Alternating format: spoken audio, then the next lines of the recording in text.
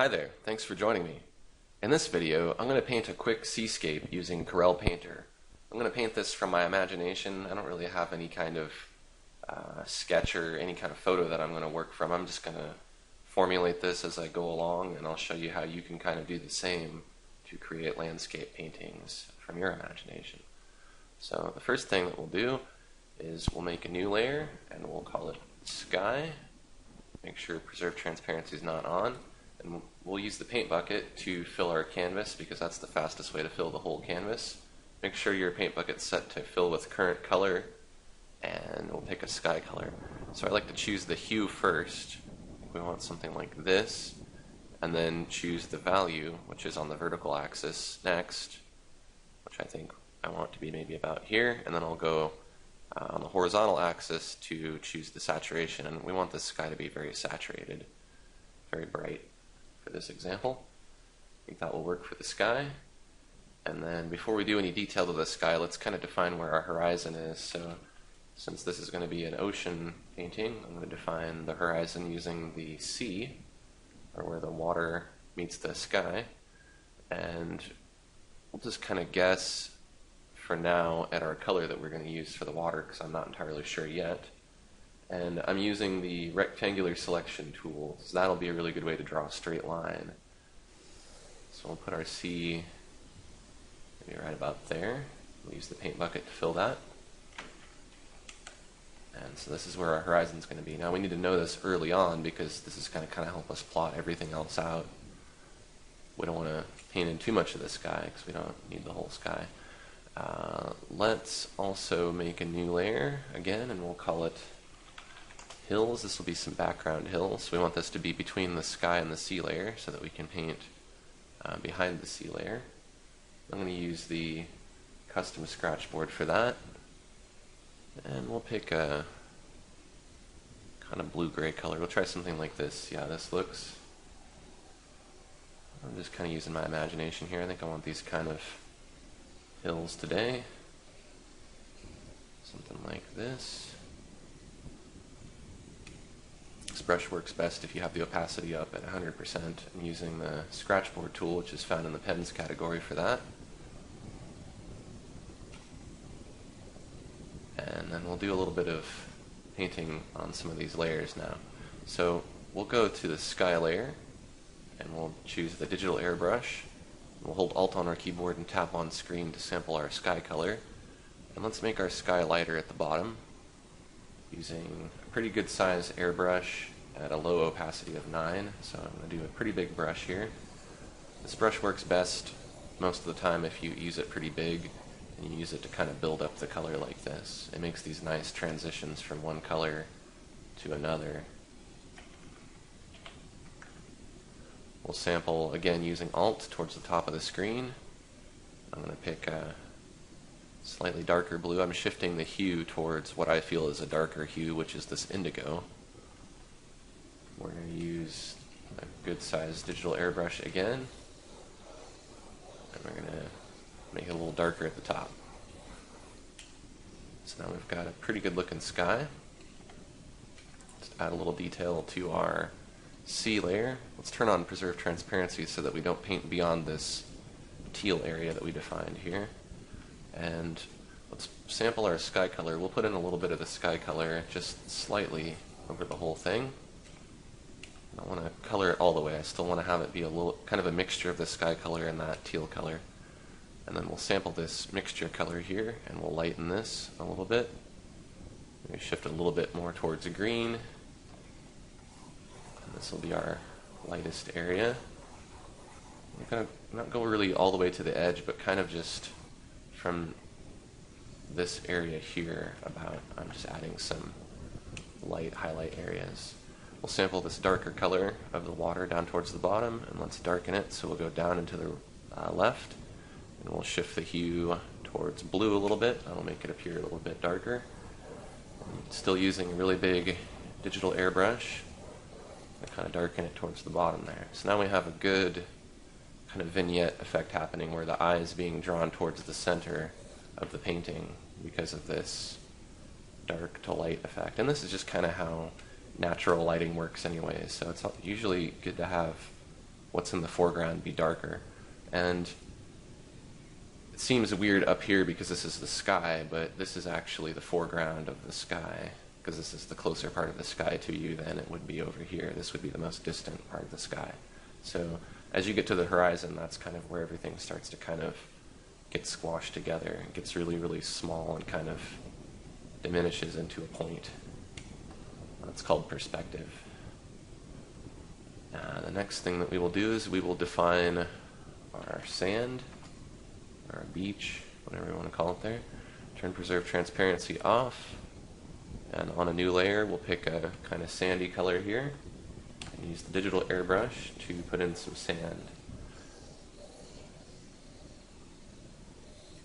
Now you want it to be really opaque up here towards the beach, but then you want it to kind of fade out into the water, because we're going to have the water kind of overlap a little bit, and the sand kind of has to blend with the water.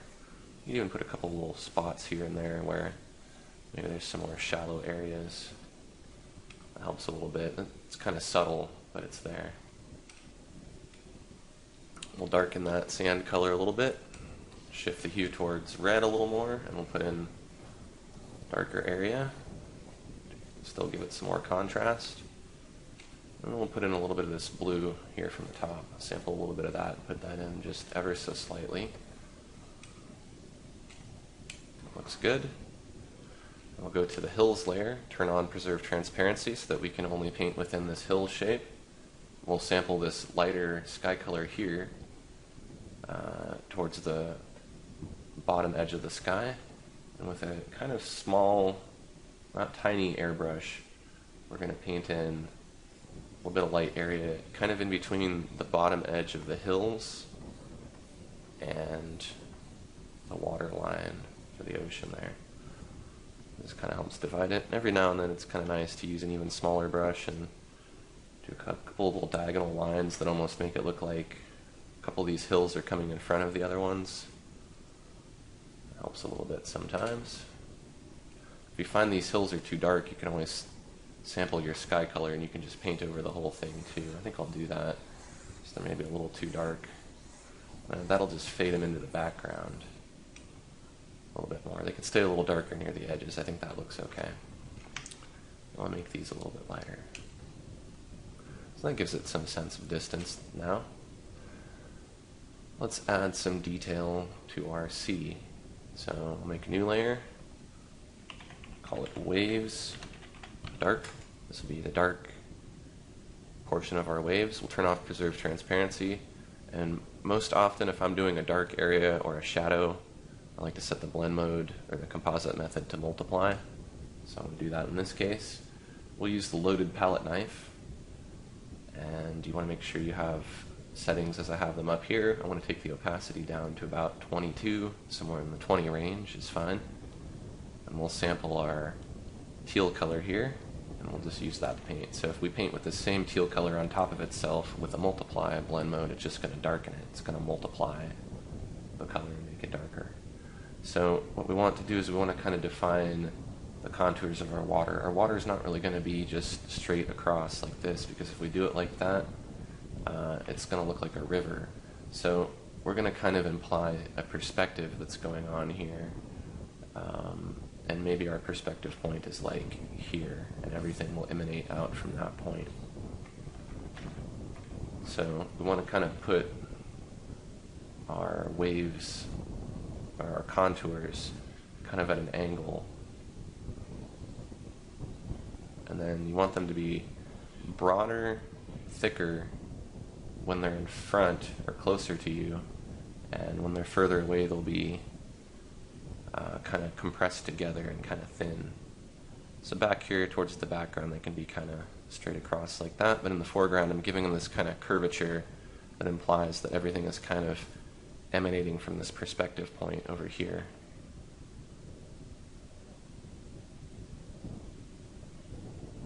Something like that will work, and then we'll kind of go in between a little bit.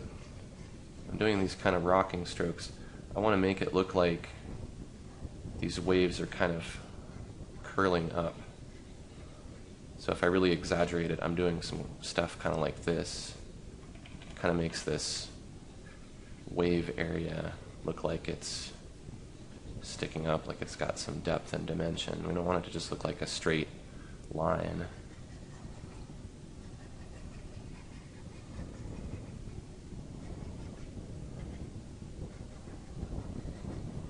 Something like that will work. Draw a couple little lines in here to give it some texture. And we'll do the same thing on a new layer, but with a lighter color. This will be the highlight of the water. We'll just kind of lighten our color a little bit. We'll set the blend mode to screen. I think that color will work. I'm using pretty light pressure here while I'm doing this. Now you want to try to kind of go in between your shadows and enhance them with these highlights rather than cover them up. You don't want to put a highlight directly on top of a shadow, but you want it to be kind of next to it in this case, because the light edge of this wave is where the water's kind of breaking, and the dark edge of the wave is kind of the shadow that's being cast from the wave starting to kind of overlap itself and crash. So I'm trying to go on the top side of most of these dark strokes that I put down. You don't want to just throw down a bunch of dark and light randomly because you're not going to get really the wave effect that you want. You have to kind of throw it down in a logical order. That one was too dark. You don't have to get all of them. You don't have to match it absolutely perfectly, but this does kind of help to really establish what's going on here. Precision isn't always good. I'm not really worrying about zooming in or being super accurate here. Being a little sloppy, because I think that helps it look more artistic.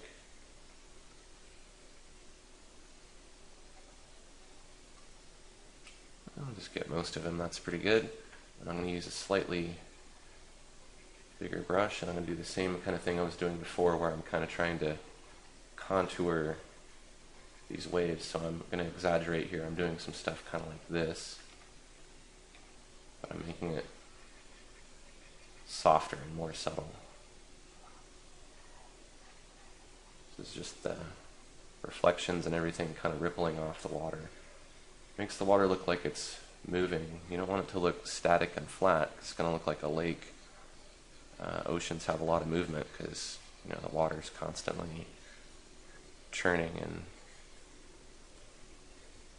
so you got to kind of draw that in. There's no quick way to do this, but I think this stuff is kind of fun. I like to sit here and put in these kind of details. I could spend forever doing this. I have to kind of check myself sometimes and make sure I'm not spending too much time doing this stuff. Especially when I'm making a video. Nobody wants to watch me paint in details for 4 hours. Or maybe you do, who knows.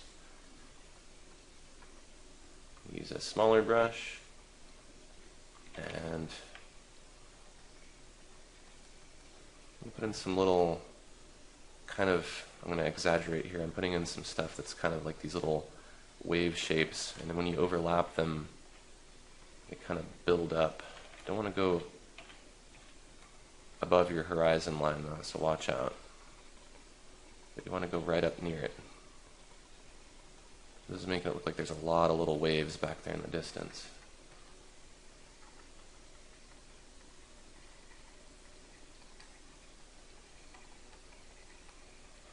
I'm not, like I said, I'm being kind of quick about this.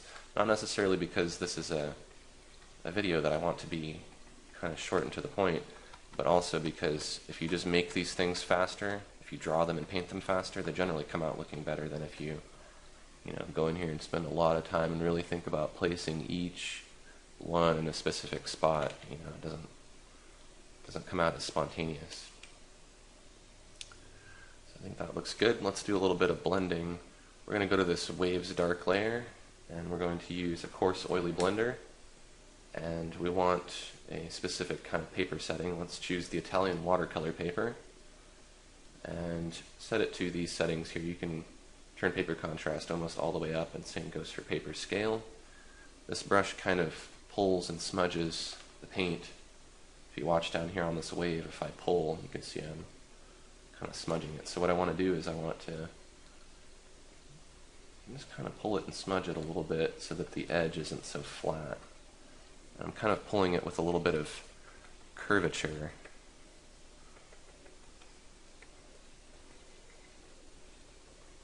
Kind of following those contours that I was setting earlier.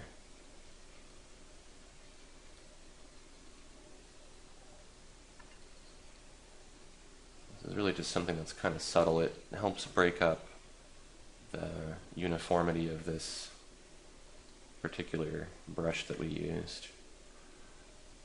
Go to the waves light layer and we'll do the same thing. We'll just kind of blend it up a little bit following these contours. You don't want to work against them. You don't want to blend everything up either. You just kind of want to blend it a little bit. Give it some character. Something like that will work.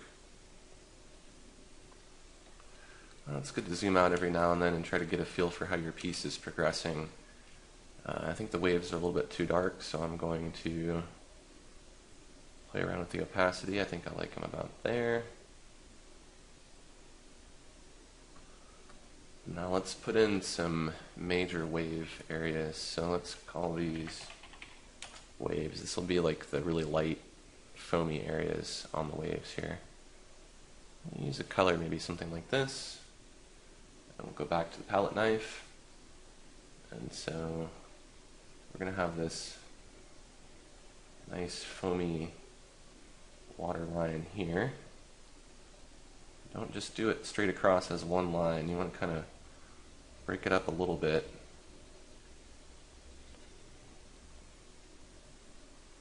And do a little bit of a thinner one. This is going to be kind of where the water is kind of, the main part of the wave is going along here, but this area here is kind of where the water has been, and it's still kind of wet. You know, sometimes waves kind of come in layers if you watch them, and the wave that's going back out is getting covered up by the one that's coming in, so there's that little bit of wet area there that has kind of a little bit of a fading edge. So wherever you have these really big, really dark shadow areas, that's where you're going to want to make your waves. You don't have to do it on all of them, but whichever ones you think you want to. The more waves you do, it's going to be more time you're going to have to spend painting, so probably don't want to do 1,000,000 of these waves. Just do like 500,000. Do something like that. A big one back there.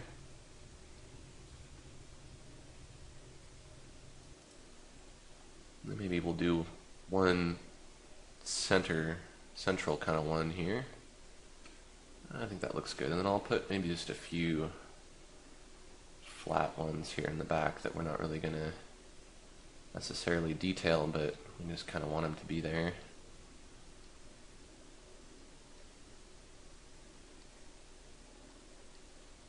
Okay, so now we can start adding some foam.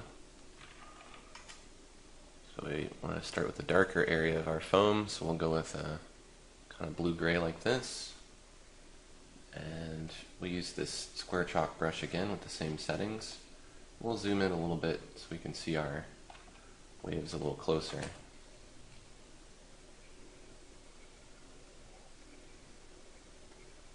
It's going to look a little weird with this gray at first, but we'll put a lighter color on top of it and it'll stand out. This chalk kind of helps the brush to kind of break up and use the paper texture, so you get these kind of splashing patterns and things pretty much automatically without having to do too much.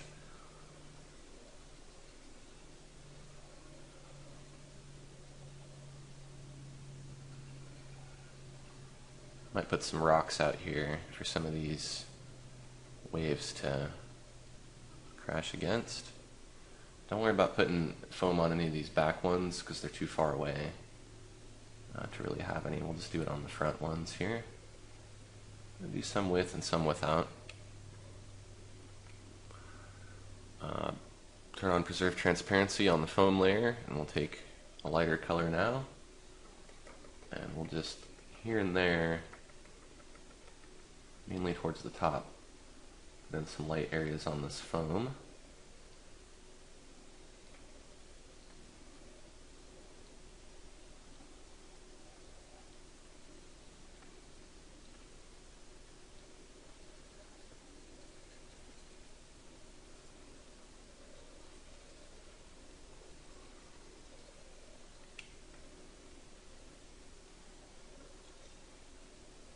Go. That's looking pretty good.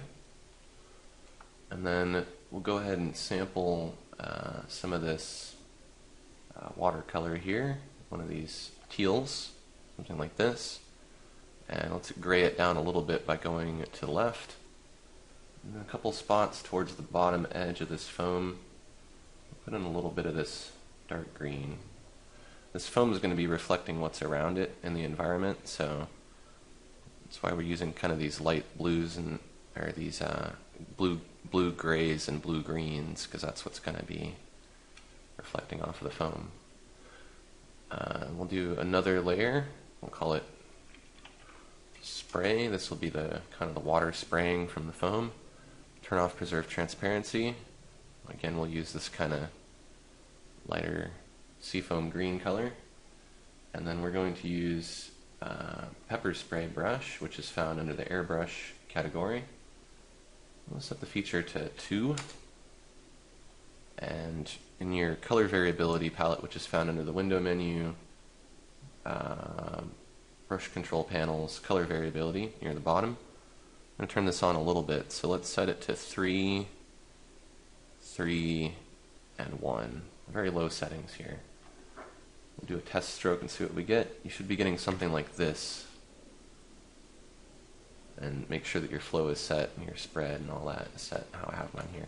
So what you want to do is you want to kind of paint a brush stroke in the direction that you want your water to be splashing. So right now this particular wave here is going this way. You can see this, you can kind of see the movement of the spray, so the spray has to follow that. So all I'm going to do is just use a kind of big brush here, and I'm going to do just kind of quick, short strokes, and I'm going to just follow that spray. We'll blend this to help it kind of look a little more natural.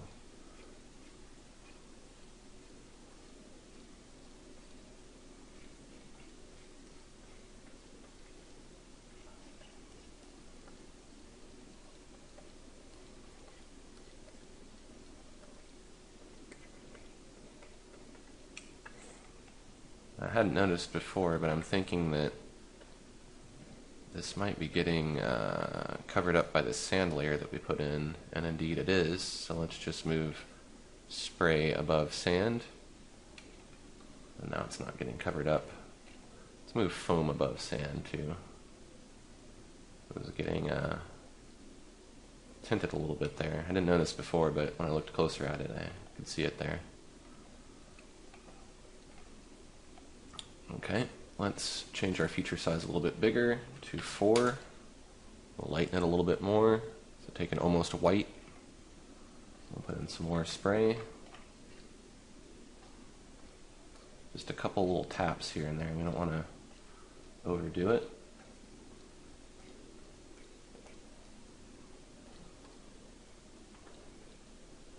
Looks like I forgot a couple spots over here.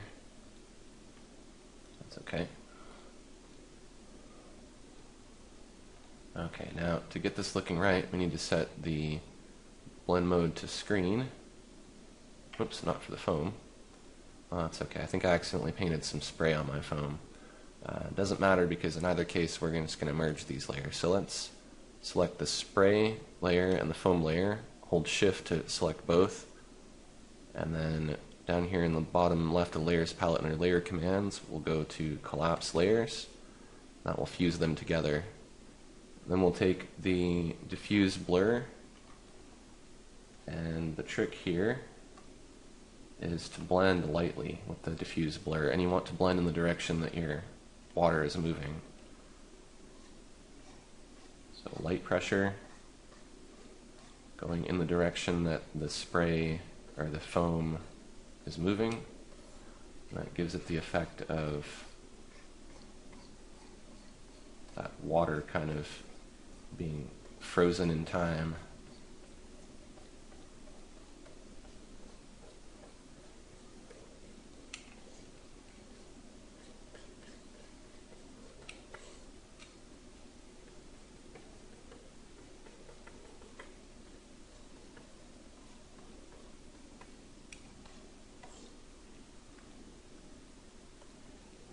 Zoom out a little bit and take a look. That looks pretty good. Let's enhance some more of our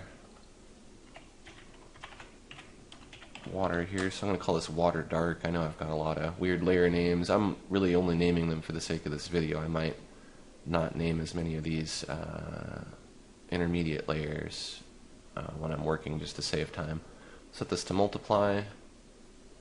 Get kind of a dark teal color like that. We'll shift it a little bit towards blue, and we'll take the digital airbrush again, and I just kind of want to darken underneath some of these waves a little more so they stick out better.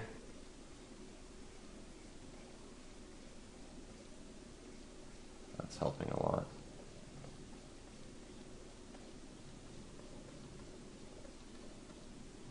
And you can see they really pop up off the water.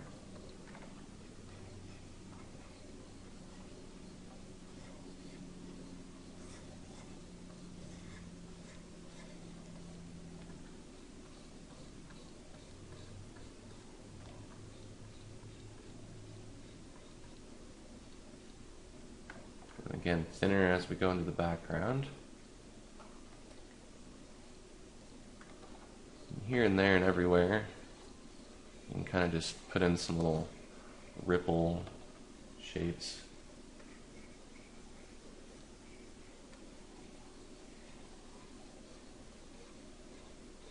It's helping quite a bit.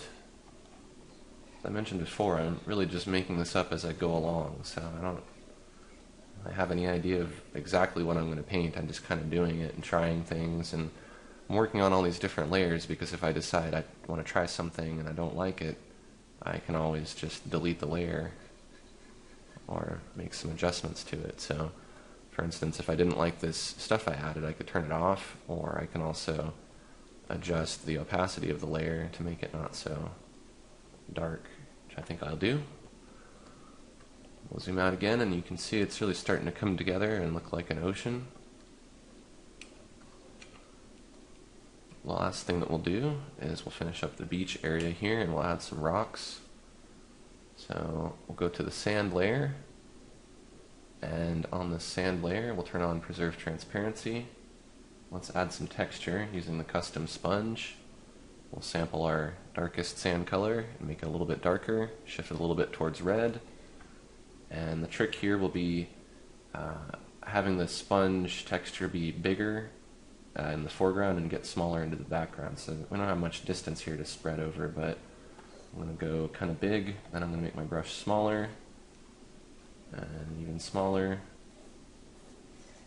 That'll kind of give us the illusion of there being some depth and distance here.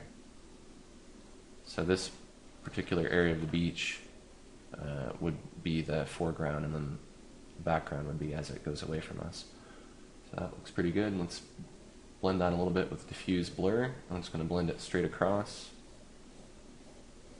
It makes it look like there's some dirt and some sand there. I'm using light pressure when I'm doing this, so as not to erase the texture. And then we're going to use one of my nozzle brushes here, image hose nozzles, called Pebbles. And we'll put that on a new layer. We'll just call that Pebbles. Turn off preserve transparency. And this brush works better if it's kind of small. We use the spray size P angle W, which will just kind of spray these out. Use a pretty small brush. And again, like we did with the perspective trick, we want to paint from the background to the foreground, but we want to make our brush size incrementally larger as we move front or to the front. So I'm going to use the right bracket key, which is that thing that looks like this, bracket shape. We'll hit that a few times, and that'll make our brush bigger, since these rocks are closer. And I'm going to hit it a few more times to make it even bigger.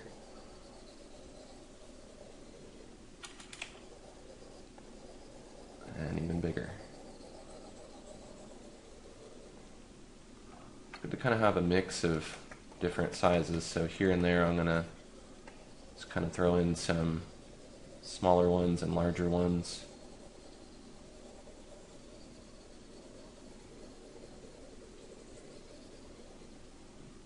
Okay, now we don't want these to be so dark, so let's turn down the opacity of this layer a little bit.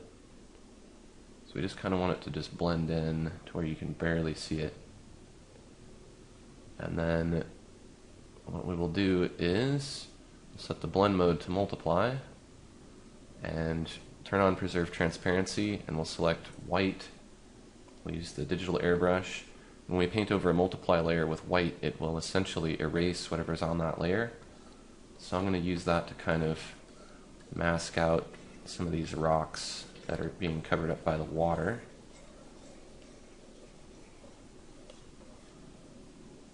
There we go. Now, let's make a new layer. Let's call this waterline on top of all the other layers. We'll turn off preserve transparency, make this a screen blend mode, and we'll use almost white. It's very light blue here. And we'll go ahead and just draw in our water line here.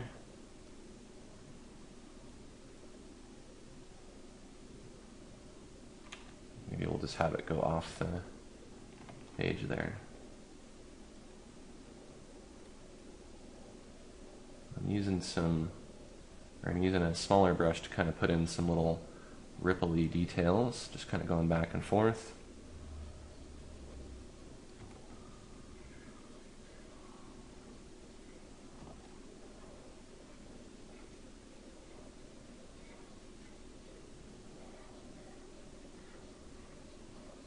Following those same contours that I set before. I'm just going to put in a couple little details back here.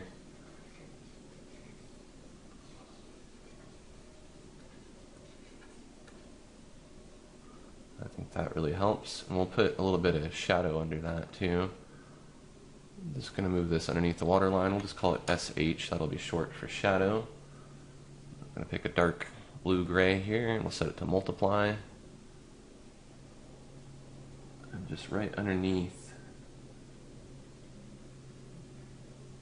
this white line that we put in, we'll put a darker line, and that just gives it some more contrast. We'll turn down the opacity just a little bit.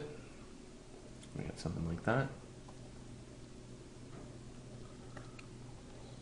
And I'm still not absolutely happy with the beach here, so let's add one more layer. We'll add it to above the pebbles layer, and let's call it sand 2. I'll just do another little layer of something that looks like sand.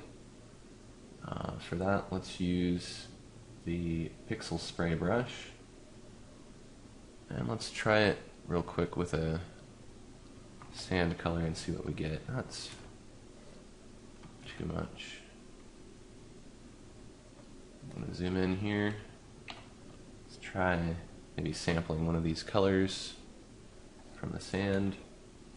So I'm using really, really light pressure here, about as light as I can press, to throw in this pixel spray. It's going to help it really look like sand. I want to vary the color a little bit here and there.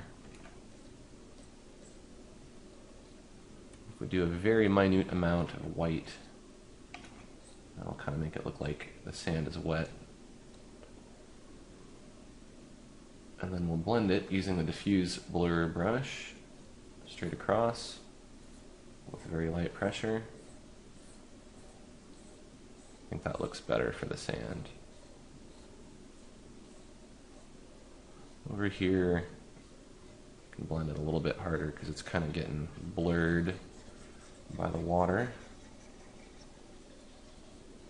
Yeah, that's looking better to me.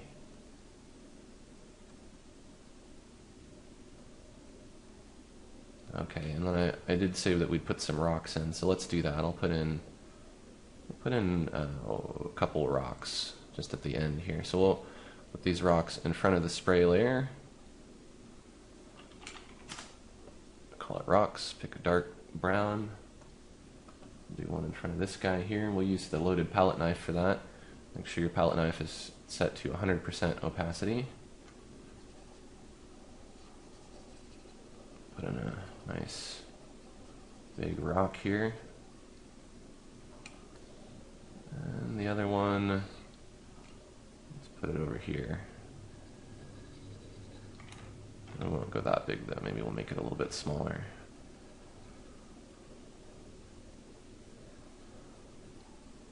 Something like that. And then we'll turn on preserve transparency and we'll pick a lighter color here to put on top. Now our light's kind of coming from the center, I would say. So I'm going to lighten one of the sides of the rock using the loaded palette knife. I'm going to do the opposite side on the other side because that is getting lit from the other side. We'll sample a little bit of our color from our water and gray it down a little bit by going to the left.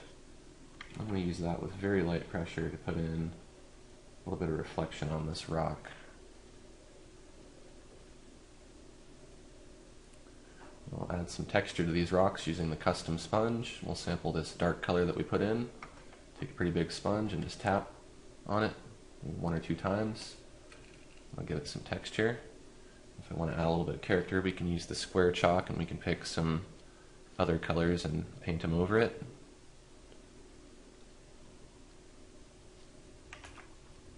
I'll give it some more flavor. And then we'll do another layer and we'll call it WL. That's just going to be short for waterline. That'll be another waterline layer. We'll set it to screen, take a very light blue color and a loaded palette knife. We need to add a little bit of a light area around our rocks. We can even put some light area on the rocks so it looks like there's water collecting on it from having been splashed on. And then we need to add a shadow / reflection. So let's move that down below the rocks layer. Let's call it ref, short for reflection. And we'll sample our rock color. And we'll try to match our shape here as best we can to make it look like a reflection.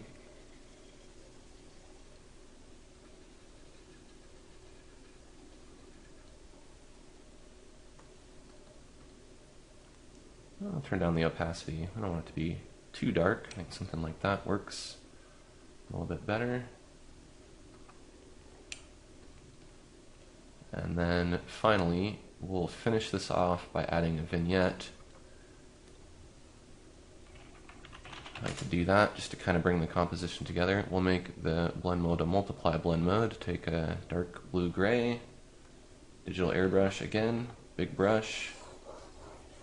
We'll kind of just darken all around the edges here. I'll again kind of draw the eye in towards the center. Give it kind of a camera effect. I'm going to turn down the opacity of that just a little bit. And we'll drop all these layers.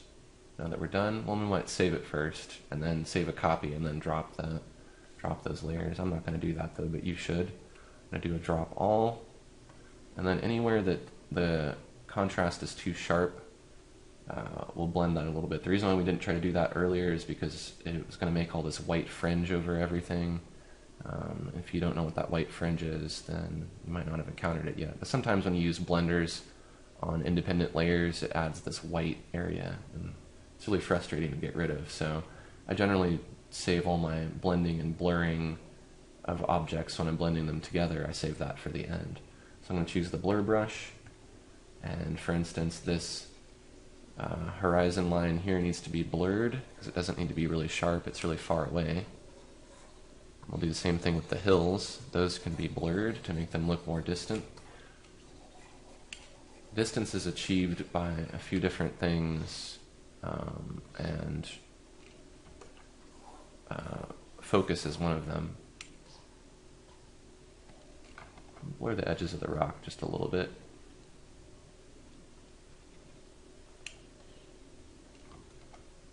And then we'll use the diffuse blur brush.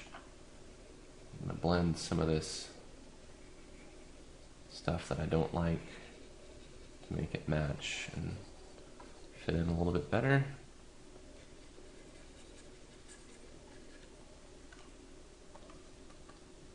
There we go.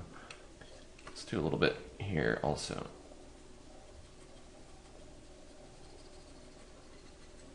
I'm getting in that habit where I want to spend a lot more time on this to add more detail, but then I realize that this is just an example video, so there's no point in really taking too long.